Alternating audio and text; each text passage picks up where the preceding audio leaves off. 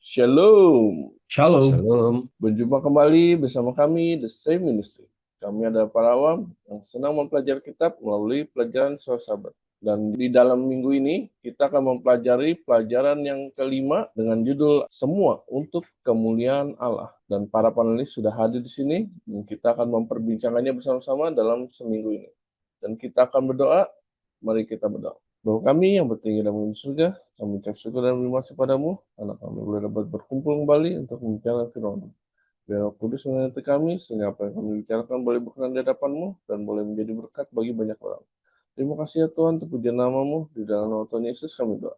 Amin. Sebelum kita memulai pelajaran dalam minggu ini, kami minta Pak Tobi untuk menjelaskan apa saja yang akan kita pelajari. Silakan. Baik, pemirsa The Safe Ministry, minggu ini kita belajar dengan judul Semua untuk Kemuliaan Allah. Kita perhatikan di 1 Korintus 10 ayat 31 sebagai hafalan. Karena itu jika engkau makan dan jika engkau minum, atau apapun juga yang kamu lakukan, lakukanlah semuanya untuk kemuliaan Allah. Jadi, kalau kita perhatikan nanti apa sih latar belakang mengapa muncul ayat hafalan ini. Jadi kalau kita di minggu-minggu sebelumnya sudah belajar kalau di pasal 5 sampai pasal 6 itu terkait apa? Seksualitas ya. Lalu di pasal 7, 1 Korintus pasal 7 terkait percabulan. Ya, percabulan. Dan sekarang di dalam minggu ini fokus kita itu di 1 Korintus 8 sampai 10. Ya, fokusnya ke penyembahan berhala. Nah, nanti di dalam konteks penyembahan berhala ini nanti ada membahas masalah kebiasaan makan dan minum yang dilakukan oleh orang-orang Kristen mula-mula dulu. Seperti kita tahu bahwa orang-orang Kristen di Korintus itu ada banyak yang berlatar belakang tadinya sebagai apa? Penyembah berhala. Nah, jadi mereka masih belum bisa meninggalkan kebiasaan lama terkait makan dan minum. Maka akhirnya muncullah resep ya, ini sebagai resep ya, sebagai penutup dari 1 Korintus 8 sampai 10 ya.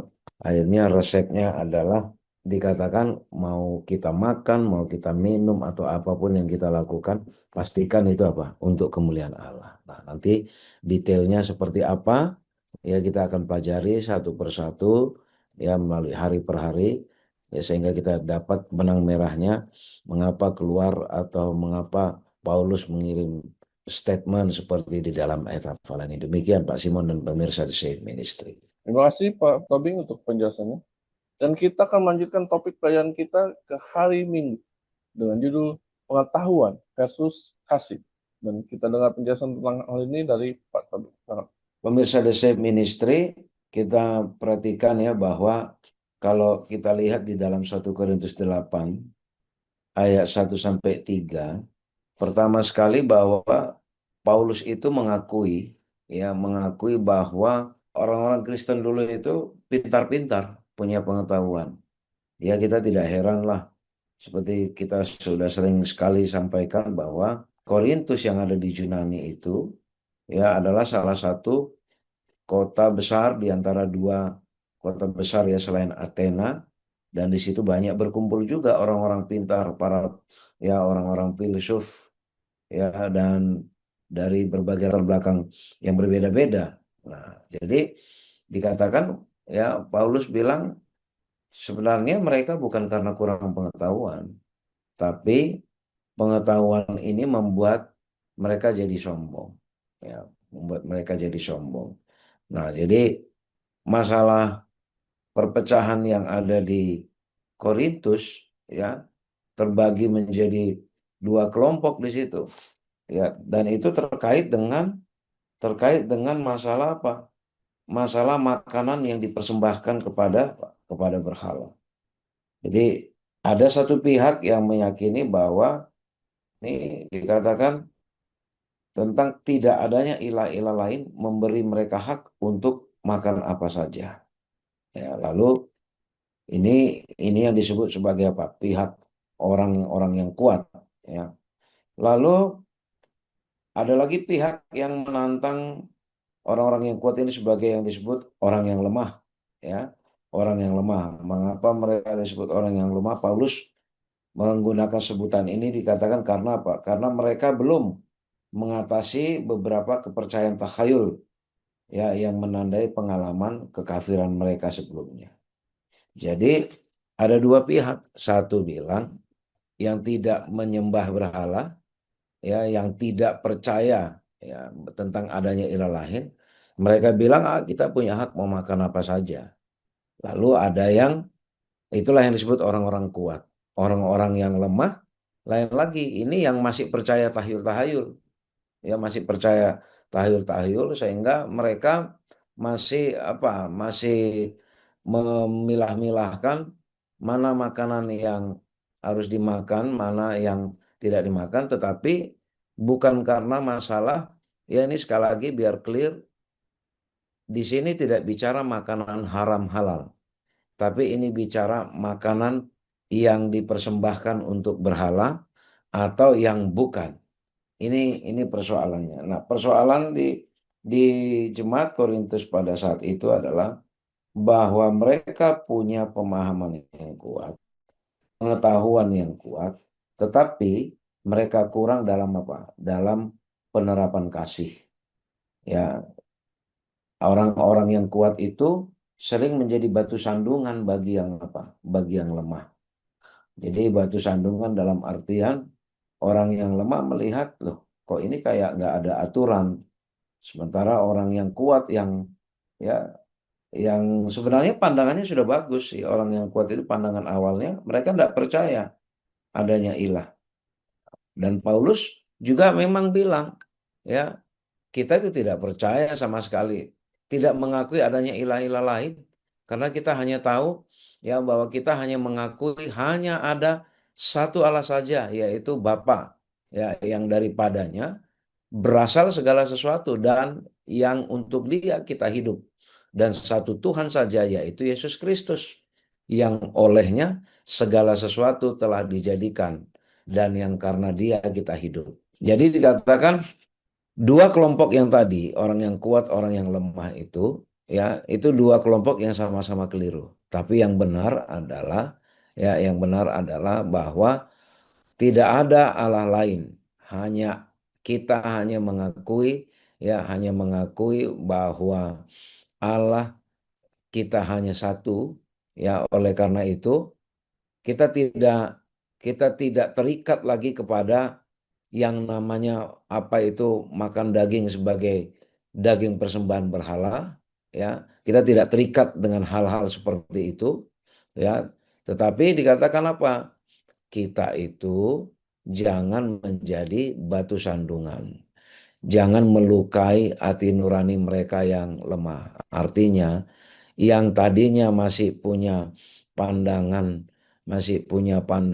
terhadap tahyul-tahyul, ya tetaplah kita bantu, tetap kita tolong mereka.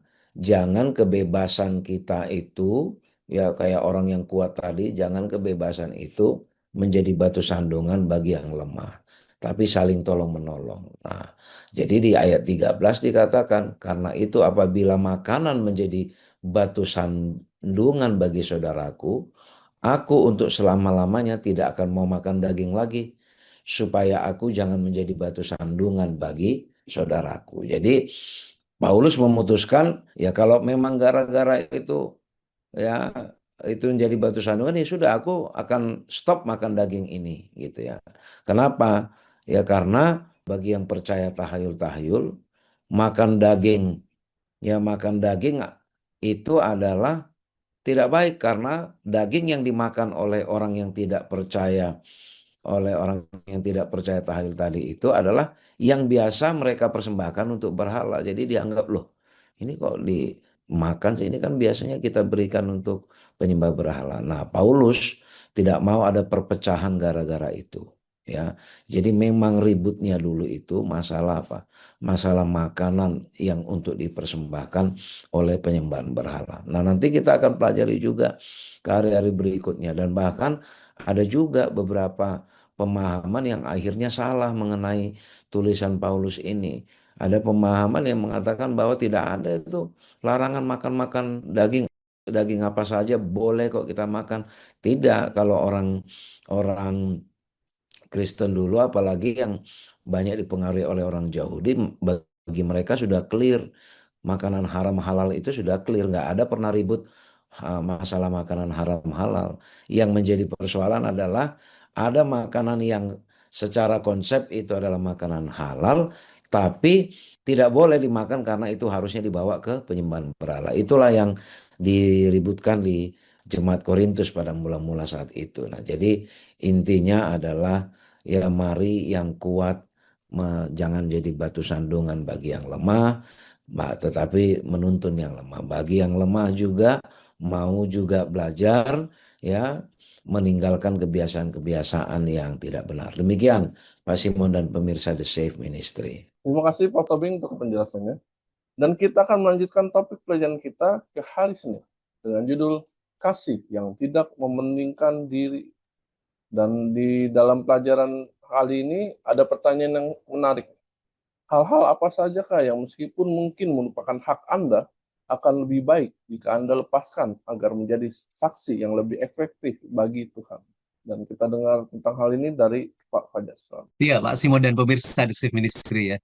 Ini pertanyaan yang sangat menarik ya. Apa sih hak-hak dari orang-orang yang terjun dalam ya secara khusus ya difokuskan mereka terjun dalam pekerjaan Tuhan ini. Apa kira-kira yang menjadi hak mereka ya, hak dan kewajiban. Nah, ini berbicara tentang Paulus. Saya yakin Rasul Paulus ini sangat begitu ya, selain rendah hati ya, dia begitu bijaksana sekali ya dan mampu mau mengorbankan diri. Dan yang kita bahas di sini adalah kasih yang betul-betul yang tidak mementingkan diri. Paulus memberikan satu contoh atas kerasulannya, yaitu bagaimana mempraktekkan kasih yang tidak mementingkan diri ini. Tentunya bagi saudara-saudara seiman pada zaman itu, ini menjadi satu ya persoalan ya, menjadi satu persoalan sehingga ada beberapa orang yang mengkritik ya, mengkritik kepada Rasul Paulus. Tetapi Rasul Paulus mencoba untuk memberikan satu jalan keluar yang terbaik. Dan tentunya ini dimulai dengan pertanyaan, apakah mereka tidak memiliki hak untuk menikmati makan atas pekerjaan yang mereka lakukan?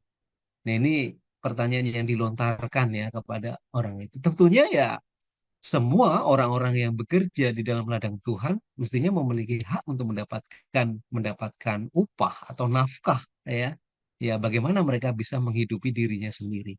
Nah, yang pertama ini, yang pertama itu hak untuk mendapatkan makan dan minum, makan dan minum. Di sini melambangkan istilahnya bantuan keuangan ya, sokongan, dukungan ya, biaya operasional untuk bepergian ya, transport dan lain sebagainya itu kan sebetulnya kan itu hak dari Rasul Paulus ya untuk mendapatkan bantuan, bantuan keuangan seperti itu ya.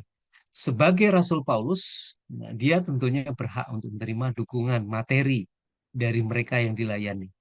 Tetapi hal itu tidak pernah dilakukan yang sebetulnya Rasul Paulus juga tidak pernah mengharapkan bantuan seperti itu ya.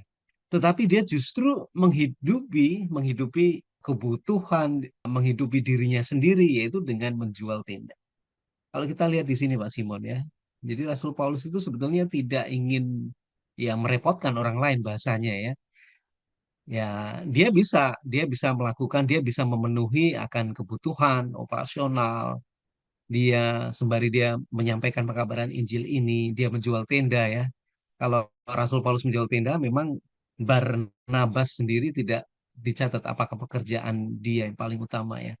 Tetapi di kalau kita lihat di sini ya, bahwa Rasul Paulus itu dia menjual tenda, membuat membuat tenda ya, dan menjual tenda ini, ya hasil dari penjualan tenda ini tentunya kan membantu untuk menghidupi dirinya sendiri. Artinya dia tidak merepotkan orang lain, apalagi merepotkan jemaat di mana yang dia layani. Kemudian yang kedua ini ya, hak untuk membawa serta seorang istri beriman.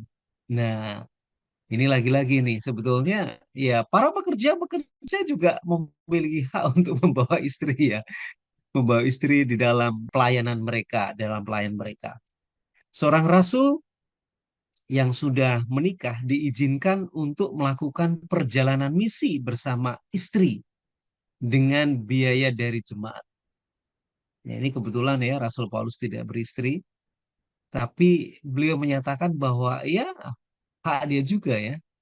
Bagi orang-orang yang memang ditentukan ya, ada satu misi kemudian diutus pergi melayani ke satu daerah yang memang diizinkan untuk membawa istri ya, membawa istri. Dan ini juga menjadi satu beban bagi jemaat ya untuk menopang kehidupan mereka, untuk menopang kehidupan mereka.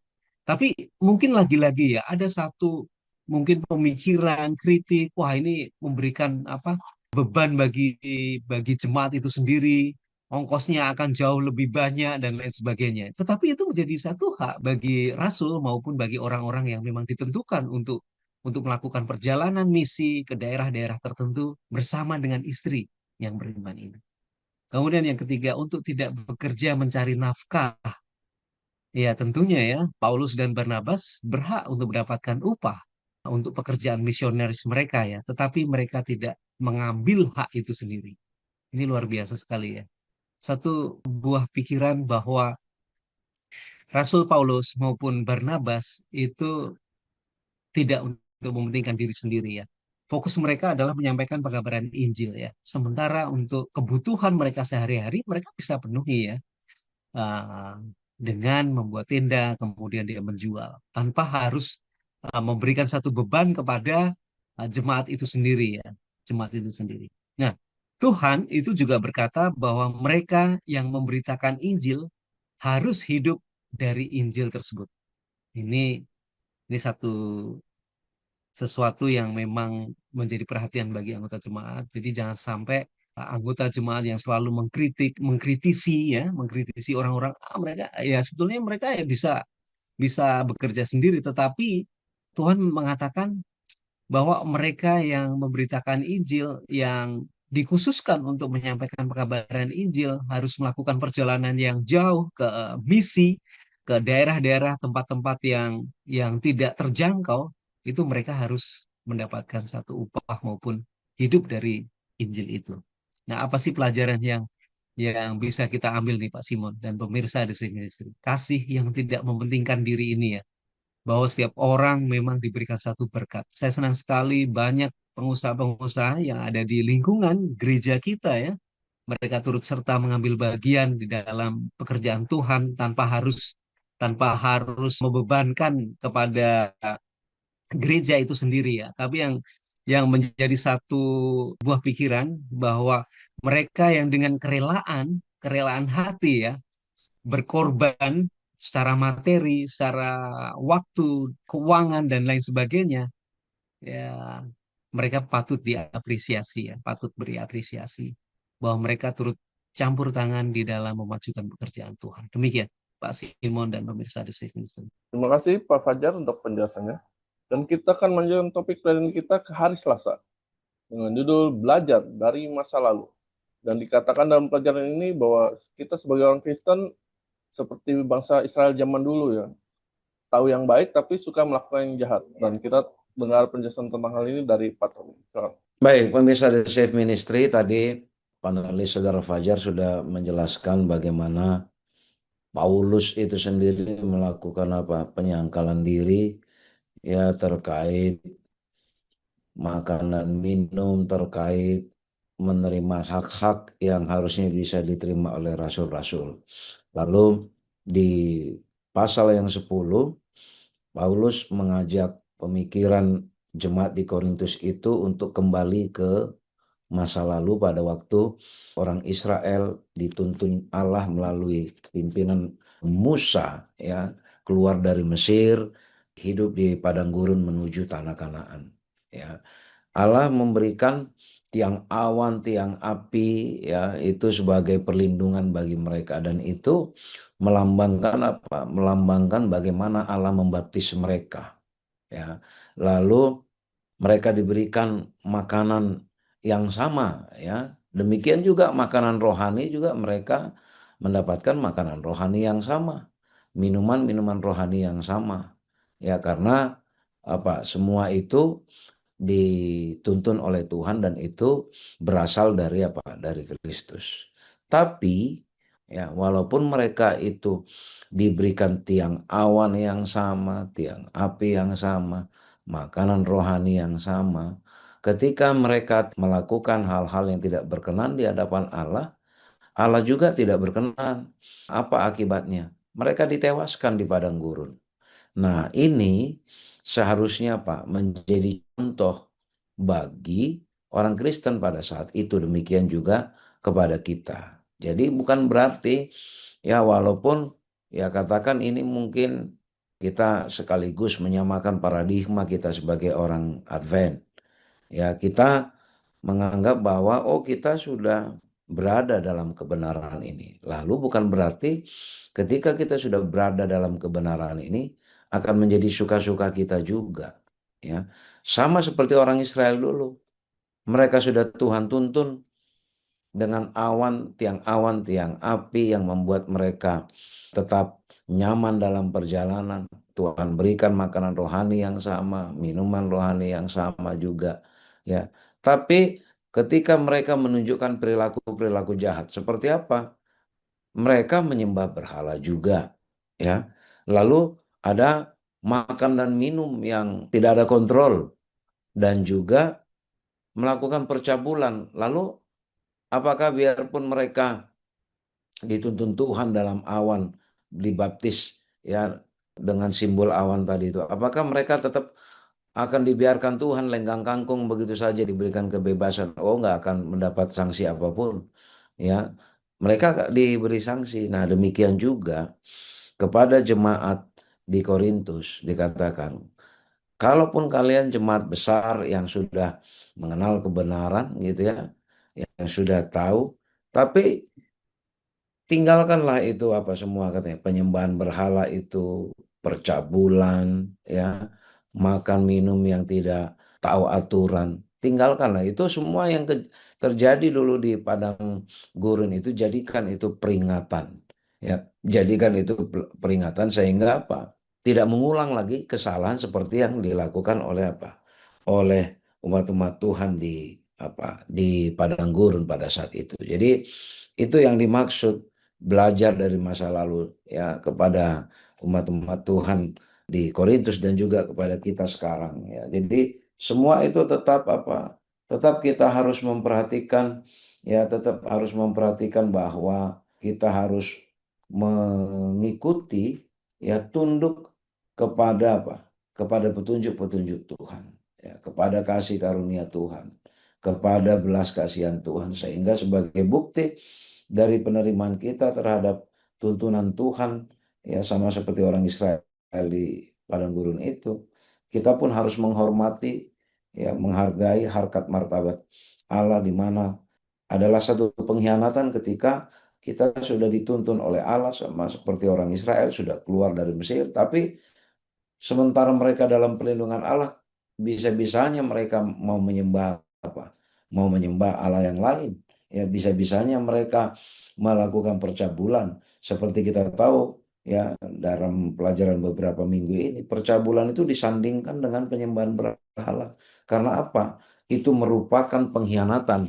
Ya, pengkhianatan kepada otoritas Allah, pengkhianatan kepada kesetiaan.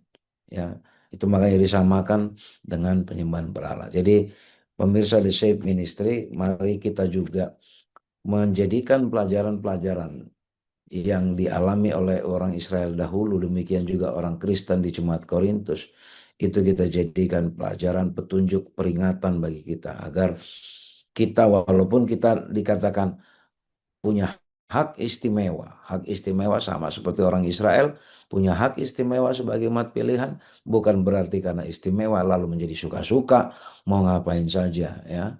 Apapun yang kita lakukan, apapun yang kita makan maupun minum, ya mari kita pastikan itu apa? Untuk kemuliaan Allah. Demikian Pak Simon dan pemirsa di Safe Ministry. Terima kasih Pak Tobing untuk penjelasannya.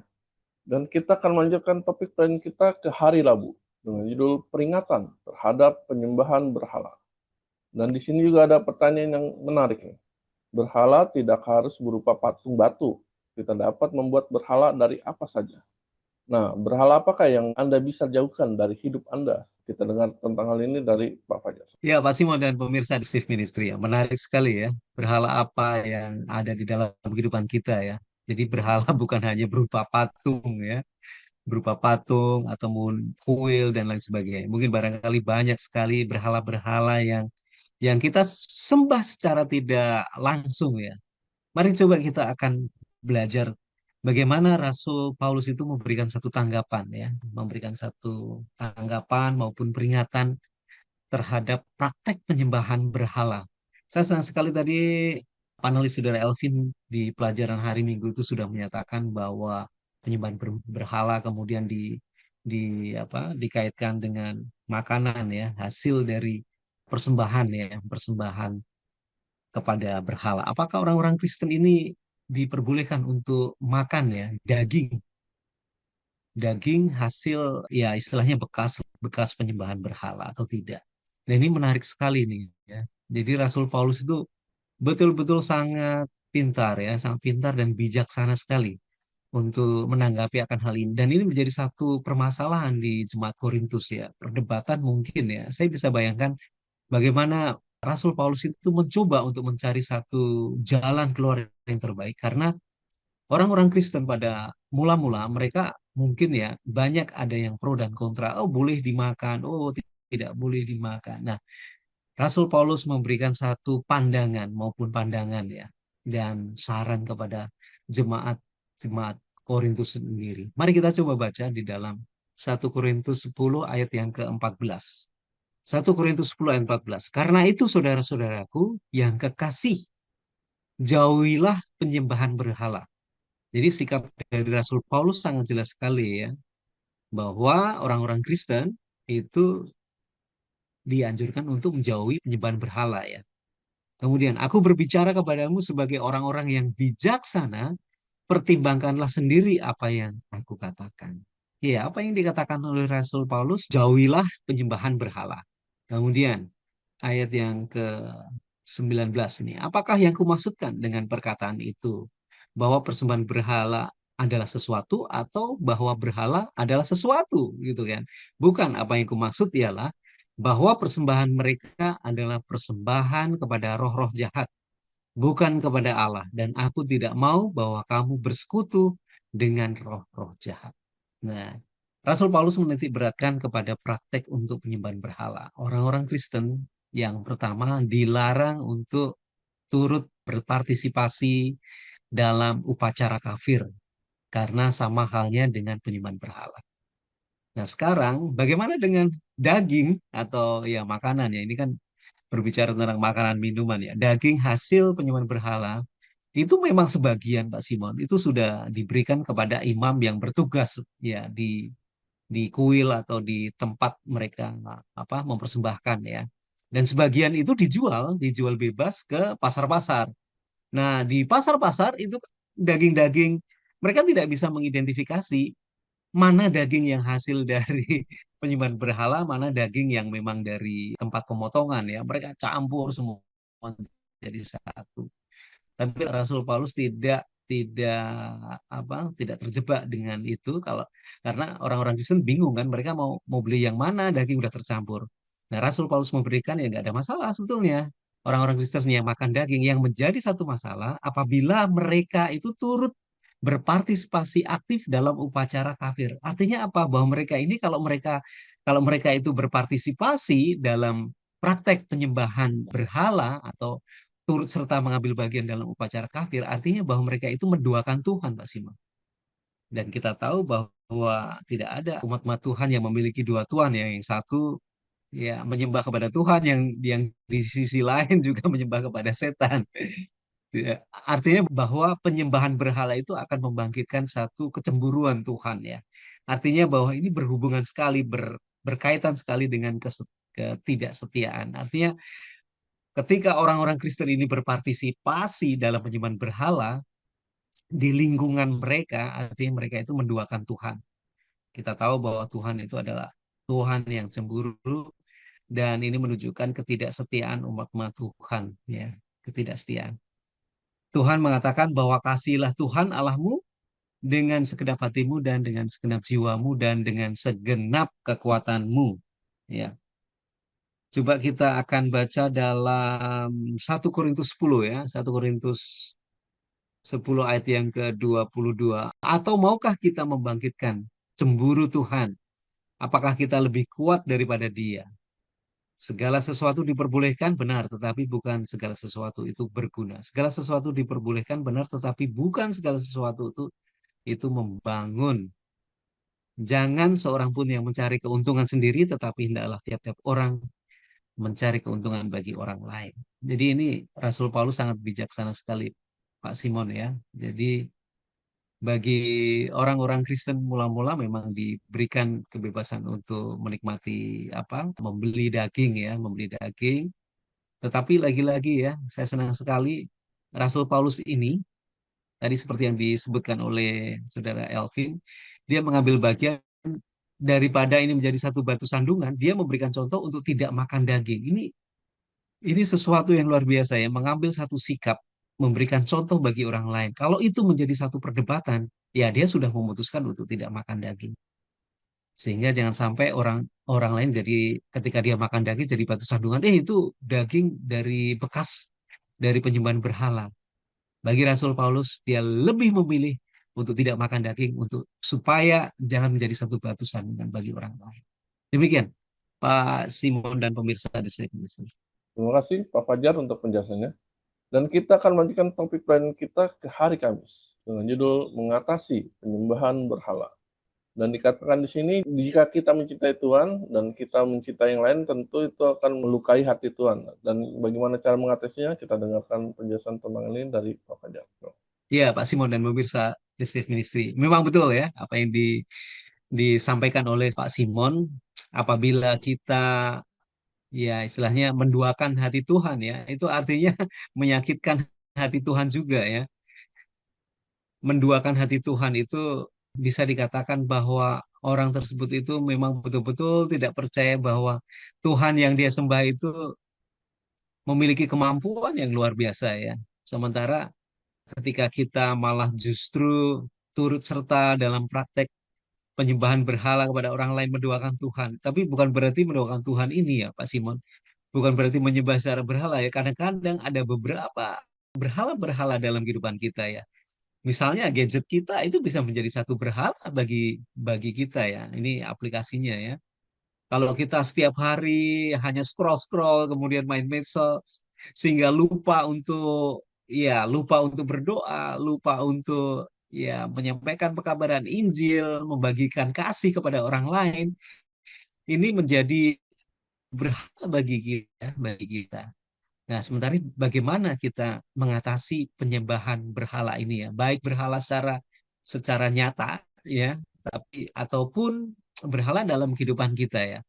Tentunya kasihlah yang bisa menjaga tetap aman dari bahan berhala ini Pak Simon. Kasih kepada Allah dan sesama ya. Kasihlah Tuhan Allahmu dengan segenap hatimu dan kasihlah kepada sesamamu manusia seperti halnya mengasihi dirimu sendiri. Ini menjadi satu ya tolak ukur bagi kita. Apakah kita memang betul-betul mengasihi Tuhan Allah kita atau tidak? Kalau kita betul-betul mengasihi Tuhan Allah kita maupun mengasihi sesama kita, saya yakin pasti kita tidak akan terlalu mengasihi kita sendiri ya.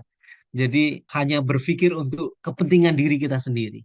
Nah, contohnya di sini ya, contohnya adalah kisah orang muda ya. Dia sangat mencintai hartanya daripada mengasihi Tuhan.